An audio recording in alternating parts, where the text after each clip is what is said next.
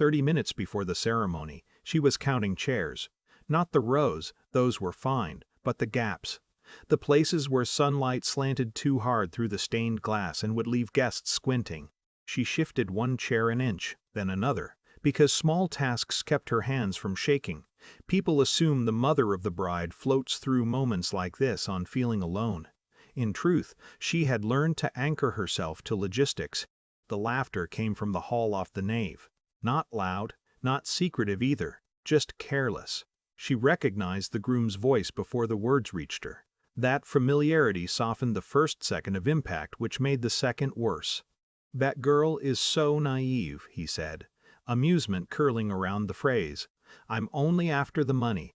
Her dad's loaded." There was more laughter. Someone clapped. The sound ricocheted against the stone. She didn't move. Her mind did something precise and unkind. It went still. No heat, no tears. Just a narrowing like a camera lens adjusting focus.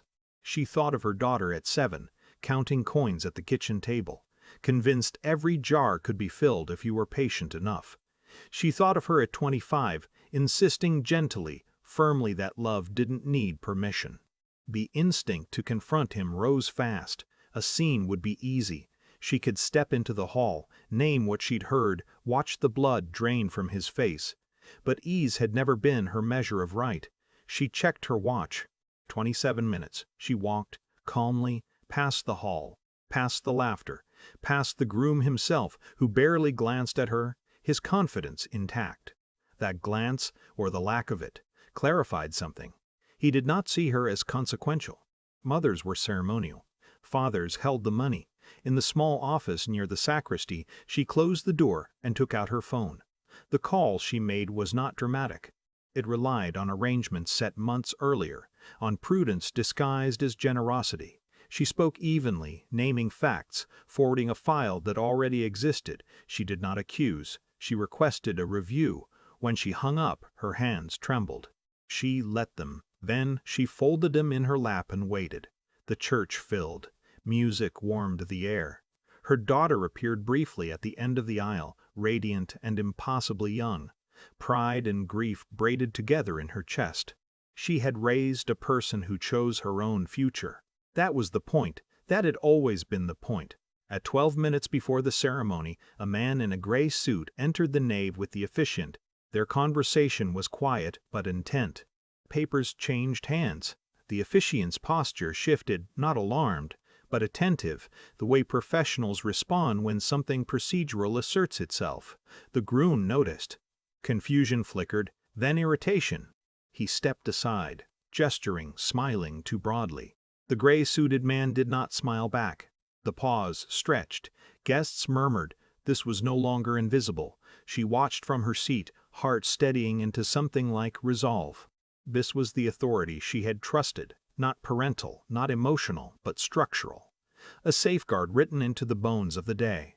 The prenup review clause, the delayed asset transfer, the requirement that certain disclosures be reaffirmed before vows could proceed. It was all very unromantic. It was also irrevocable. The groom's laughter was gone. His voice, when it rose, carried a sharp edge. The gray-suited man remained calm. The officiant nodded once, then turned to the guests with practiced grace and announced a brief delay. Her daughter looked back, searching. Their eyes met. She did not smile. She did not look away. Afterward, an hour later, in a room that smelled faintly of lilies and paper, her daughter sat across from her, veil loosened, hands clasped too tightly. The wedding would not happen today. Not canceled, not condemned. Paused. "Did you know?" her daughter asked. She chose honesty without cruelty. "I heard something," she said.